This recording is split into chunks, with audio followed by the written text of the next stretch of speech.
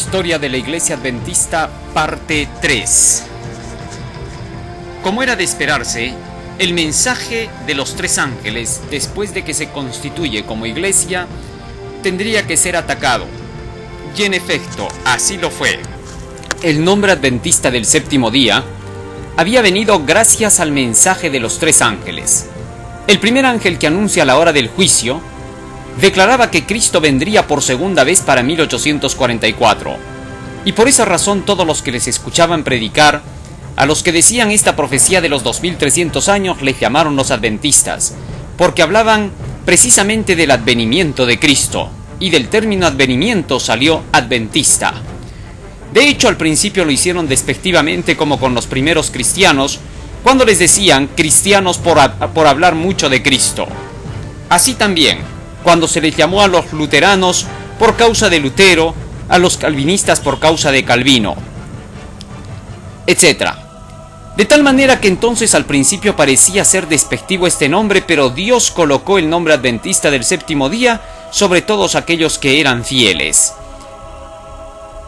El creer en el mensaje del segundo ángel hizo que todos estos salieran de en medio de las iglesias caídas, de las iglesias falsas protestantes, donde no se quería aceptar el mensaje de la segunda venida de Cristo, y se enseñaba que por predicar este mensaje se asustaba más bien la gente, y que por miedo no había que ir a Cristo sino por amor. Con el mensaje del tercer ángel finalmente descubrieron la verdad del sábado. En el mensaje del tercer ángel se decía que la marca de Dios era el día sábado y la marca de la bestia era el día domingo. Debido a que descubrieron esto, los primeros adventistas salieron a proclamar más plenamente el sábado, y por esta razón fueron llamados los sabatistas o los del séptimo día. Así se completó la frase, adventista por el primer ángel, que salieron de las falsas iglesias por el segundo, del séptimo día por el tercero. Adventista del séptimo día entonces fue el nombre con el cual se patentaría la iglesia. Durante los primeros años, desde 1844 hasta 1863, en que se establece la Asociación General, el pueblo adventista fue creciendo de a pocos.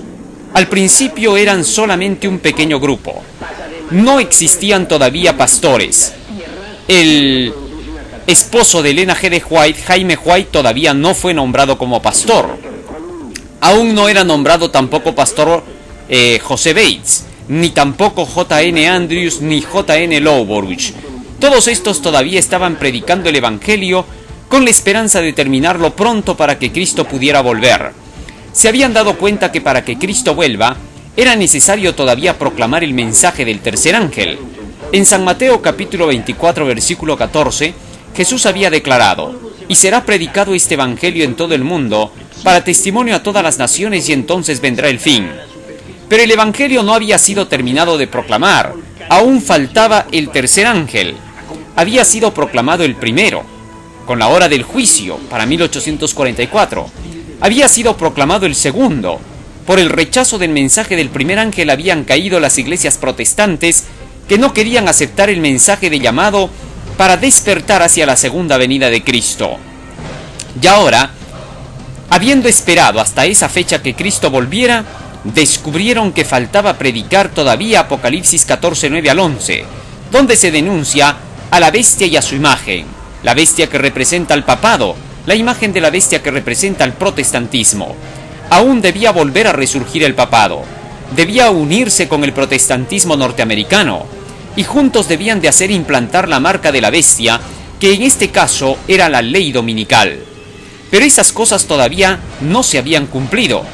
Y luego del mensaje de los tres ángeles, Apocalipsis capítulo 14, versículo 14, dice que aparecería en el cielo recién el Hijo del Hombre para cegar la mies de la tierra. Por lo tanto, la segunda venida de Cristo debía realizarse después de la predicación del mensaje de los tres ángeles completa. De manera que entonces comenzaron a proclamar el mensaje del tercer ángel, que inducía a observar el séptimo día o sábado como el día del Señor para recibir la marca divina, y a no tener que guardar el domingo para poder rechazar así la marca de la bestia. Salieron entonces a proclamar este mensaje rápidamente los primeros pioneros. Pronto la iglesia comenzó a crecer. El número había sido ya demasiado grande y no se podía conducir la iglesia como un grupo. De manera que entonces tuvieron que ordenarse Para poder terminar esta obra, se ordenaron como pastores a los primeros pioneros Jaime White, José Bates, J.N. Andrews, J.N. Lowborough. Todos estos entonces decidieron ahora que trabajarían más organizadamente, pero le tenían miedo a la organización. Había fracasado la Iglesia Católica, habían fracasado las iglesias protestantes como organizaciones, y ahora ellos pensaban que organizarse era un peligro. Pero pronto se dieron cuenta de que la organización era bíblica. Ya en los días de Moisés, Dios había pedido que se estableciera una organización, y esto lo hizo de la siguiente forma. En Éxodo capítulo 18, desde el versículo 19 hasta el versículo 22, la Biblia dice que Jetro, suegro de Moisés, le dijo que era necesario tener que organizarse, porque si no él desfallecería del todo y no podría llevar al pueblo hasta Canaán. Entonces le sugirió que él pudiera llamar a hombres temerosos de Dios, hombres que eran reconocidos por buen testimonio, y que a estos se les enseñara las leyes de Dios, las leyes que Moisés había recibido. Una vez bien instruidos y capacitados estos, se convertirían en líderes. Unos serían líderes de 50, otros de 100 y otros de 1000, a los que se les llamaría jefes.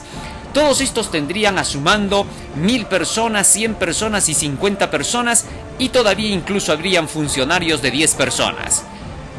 Entonces, cuando se hizo esto, a cada uno de ellos se les educó en las leyes, y estos a su vez educaban al pueblo en las mismas leyes. ¿Con qué finalidad? Para que al conocer el pueblo las leyes, estos ya no tuvieran que estarles diciendo qué tenían que hacer o qué no tenían que hacer. Así cada individuo sabía muy bien sus responsabilidades, y sobre esas bases entonces recién se podrían determinar los juicios, para que cuando se les llegara a estas personas se les dijera: tú sabías muy bien lo que tenías que hacer. Los funcionarios de 10 iban a dar testimonio juntamente con los demás oyentes que sí se había enseñado cada una de estas palabras. De esa forma, el pueblo entero llegó a conocer las leyes divinas, y ya no había necesidad de que tuvieran que ir hasta Moisés para preguntarle y decirle qué cosa debían de hacer. Solamente se determinaba sentencia sobre las bases del conocimiento que ya se había dado. Pronto se notó que la organización era un éxito. Así también sucedía ahora con la Iglesia Adventista del Séptimo Día. Fue necesario tener que establecer una distribución organizativa para toda la Iglesia. Se formó primeramente la Asociación General. La palabra asociación significa conjunto de personas que están dedicadas para un mismo fin. En este caso, en la Iglesia Adventista, la asociación de todos los adventistas, para que ésta pudiera representarlos dentro de la nación norteamericana, porque se extendería a nuevos campos. Pronto se formaron asociaciones locales que representaban a nuevos sectores por donde la obra estaba creciendo. A medida que iba pasando el tiempo, estas asociaciones pequeñas o locales se llamaron misiones. Luego las misiones tuvieron que depender de uniones, y las uniones de divisiones, y las divisiones de la asociación general. Así se conformó la organización administrativa de la Iglesia Adventista.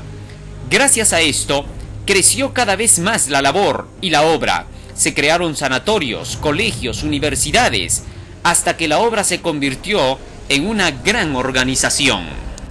Elena G. de White escribió en relación a esto: a medida que nuestros miembros fueron aumentando, resultó evidente que sin alguna forma de organización habría gran confusión y la obra no se realizaría con éxito. La organización era indispensable para proporcionar sostén al ministerio, para dirigir la obra en nuevos territorios, para proteger tanto a las iglesias como a los ministros de los miembros indignos, para retener las propiedades de la iglesia, para la publicación de la verdad por medio de la prensa y para muchos otros objetos. Sin duda, el propósito de la organización tenía varios objetivos. Al igual que en el Nuevo Testamento entonces, se organizó la iglesia. En el libro de Efesios el apóstol Pablo declara que Dios a algunos puso como evangelistas, a otros apóstoles, a otros predicadores, a otros doctores, etc., con el propósito de poder lograr que estos a su vez enseñaran a los miembros que iban llegando a la iglesia.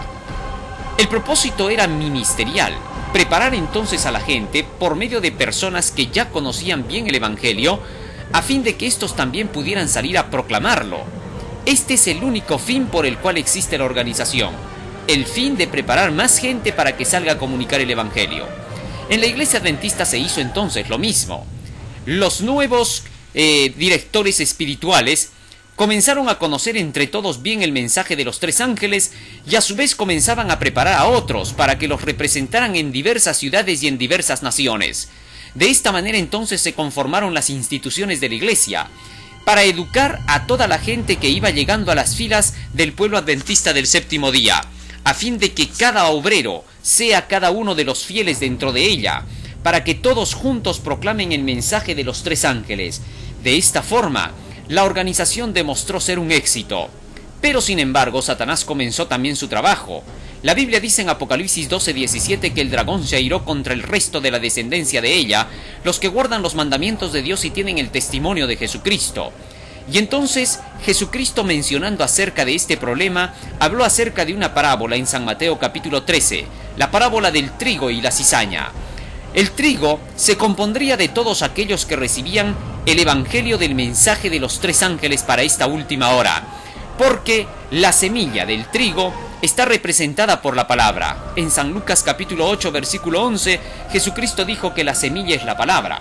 Por lo tanto, todos aquellos que reciben dentro de la iglesia el mensaje del tercer ángel se constituyen en trigo. Elena de White dijo: vi el mensaje del tercer ángel de Apocalipsis 14, 9 al 11. Su obra es tremenda, su misión es terrible. Es el ángel que ha de separar el trigo de la cizaña. Eventos de los últimos días, página 14. Y luego declaró todavía más: en la iglesia ocurrirán divisiones, se formarán dos grupos, el trigo y la cizaña crecerán juntos hasta el momento de la cosecha.